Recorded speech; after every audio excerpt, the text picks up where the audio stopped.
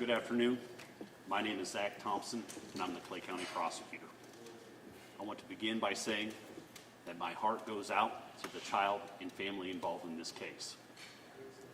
My goal during this process has been and will remain to be seeking justice for him. I wish him and his family strength and healing moving forward. This afternoon, my office received a criminal referral from the Kansas City, Missouri Police Department. After a thorough review of the case file, the appropriate laws, and information gained during the investigation phase of the case, I filed 2 felony counts. In count 1, the defendant, Andrew D. Lester, is charged with the Class A felony of assault in the first degree in that on or about April 13th, 2023, in Clay County, Missouri, he knowingly caused physical injury to P.Y. by shooting him. This is an A felony. It carries with it a range of punishment of up to life. In count 2, the defendant is charged with armed criminal action. This is an unclassified felony. It carries with it a range of punishment between 3 to 15 years. The state is alleging the defendant committed the felony of assault in the first degree as charged in count 1 by, with, and through the knowing use, assistance, and aid of a deadly weapon. As a result of these charges, a warrant was issued for Mr. Lester's arrest, and bond was set at $200,000. Our office worked closely with the Kansas City, Missouri Police Department during this case, and we would not be here today but for their hard work. We understand how frustrating this has been, but I can assure you that the criminal justice system is working and will continue to work. As with any serious case, we approached this one in an objective and impartial manner. We look forward to obtaining a just result. With that being said, and understanding this is a pending criminal matter, I will do my best to answer a few questions. Mr. Thompson, Russell Goldman from Fox 4. How did you arrive at this so quickly? Just yesterday we were doing a news conference and so little was known. Now the case file is brought over from KCPD today, and we're here just a couple hours later. A charging decision was not made until a thorough review of the file occurred. We worked closely with the Kansas City, Missouri Police Department during the course of the investigation and used information from that investigation in making our decision. Prosecutor, is Lester in custody? My understanding is Mr. Lester is not in custody. The arrest warrant was recently issued. It's my understanding that the appropriate law enforcement agencies have this information and are taking appropriate action. Why no murder charge or attempted murder? Sure. The defendant is charged with an A felony. It's the highest level of offense in the state of Missouri. It carries with it a range of punishment of 10 to 30 years or life imprisonment. Other charges may not carry that same level of range of punishment. Can you say anything about what happened, what he's alleged to have done? I don't want to litigate this case in the press. It's been my goal from the very beginning to get justice for the child involved in the case, and I don't want to jeopardize that by talking about the facts to the media. Are possible hate crime charges potentially here? So in the state of Missouri, hate crimes can be E or D felonies, which carry with it a lower range of punishment than what the defendant is currently charged with. But they could still be brought, no? I'm not sure I understand. You could still add additional charges. At that point, you would be talking about double jeopardy issues. Questions some people have been asking us is why did it take several days for police to refer this case to you? I know that the men and women of the Kansas City Police Department worked very hard on this case. There were things that had to be done in order to build it on a solid foundation. That means attempting to get a formal statement from the witness in the case. That means waiting for forensic laboratory results to be processed. Where's Mr. Lester now? I don't have that information. Was there a racial component to this case, however? As the prosecutor of Clay County, I can tell you there was a racial component to the case. Can you elaborate? I'm not sure.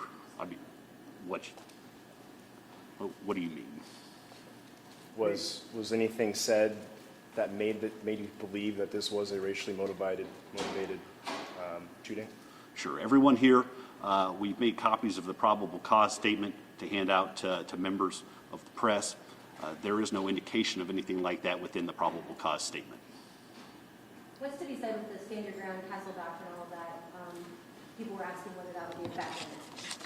What can you say about that? Sure. Self-defense in the state of Missouri is controlled by Section 565031 and states, subject to the provisions contained in the statute, that a person may use physical force upon another person to the extent he or she reasonably believes such to be necessary to defend himself or herself or a third person from what he or she reasonably believes to be the use of imminent use or unlawful force. Beyond that, I don't want to comment specifics on the case in order to protect the integrity of the process. Do you know why Mr. Lester was only held for about an hour at the police department before he was let go? So in Missouri, charges have to be filed within 24 hours of an arrest, or the defendant or suspect is released. In this case, it was clear that additional investigation needed to be done so that the case could be built upon a solid foundation. Do you believe he's still in the area? I don't have any information regarding his specific whereabouts, but it's my understanding law enforcement is aware of the situation and is taking all appropriate action. Does he have any kind of criminal history to your knowledge?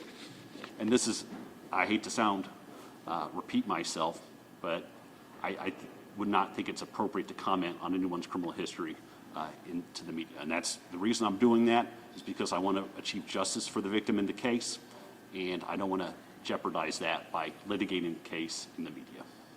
Can you tell us how old he is, and is he his race, ethnicity? The defendant, I'm sorry, yes, he's 85 years old. 85. And is he white male, black male? He's a white male. And how many times did Mr. Lester shoot the young man? The probable cause statement indicates that he shot twice, In which areas of the body? the head and arm. Probable cause statement outlining where Mr. Lester was when he shot, inside the house versus outside? It does contain information about the whereabouts of Mr. Lester when he discharged his firearm. Did he shoot through a glass door or window? The probable cause statement indicates that rounds were fired through a glass door. And the young man never entered the home in any way? They were on the front doorstep, presumably? The probable cause statement indicates that the victim in the case did not cross the threshold. Did they knock on the door, ring the bell? So those facts may be in dispute, so I'm not going to comment on that. And it's still your opinion or the belief that they were there picking up siblings and they were there by mistake? That's the evidence we have in the probable cause statement. So do these charges mean, in your judgment, Mr. Lester did not act reasonably? After a thorough review of the case, the facts of the case, I believe that a felony assault charges were appropriate, and also armed criminal action charges. Can you tell us if the two spoke when they interacted? The probable cause statement does not indicate that any words were exchanged. What resources are you aware of that could show some of those facts that are in dispute as far as home surveillance or police dash cam video? As part of the investigation, law enforcement investigated that possibility that the incident would have been caught on camera, on video. That is not part of the case file. Did anyone else witness this?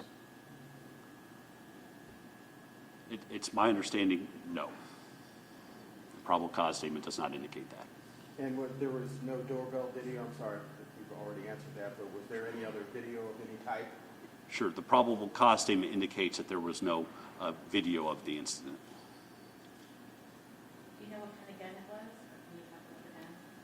It was a .32 revolver. Did he legally have that Mr. gun? Lester had like a right to, oh, I know he has a right to carry, but does he have any sort of credentials or anything like that? Any sort of paperwork? I don't have any information in regard to that. Can you tell us what level penalty you'll be seeking on the Class A felony charge of first degree assault? So the range of punishment on the A felony is between 10 and 30 years or life imprisonment. The range of punishment on the armed criminal action is 3 to 15 years. And that being said, that's the range of punishment available in the case. As far as trial strategy and talking about the case and litigating in the case in the media, I'm not going to do that because it's important to me to protect the integrity of the process and get justice for the victim. What's the conversation's been like with the family? We are continuing to make efforts to speak with the family. I visited the house today, and I look forward to communicating with them further. I just want to clarify, there's no made contact with Lester since. I'm sorry? You have not made contact with Lester. I've not made contact with the defendant, no. What would be your message to the community? My message to the community is that in Clay County, we enforce the laws and we follow the laws, and that does not matter where you come from or what you look like or how much money you have. Everyone is held to the same standard. And nothing about this process was different than any other investigation in your mind? I think the Kansas City Police Department worked extremely hard. Lab results were obtained on an extremely short timeline. That's not something you see every day. All right. If there are no more further questions, I thank you for your time.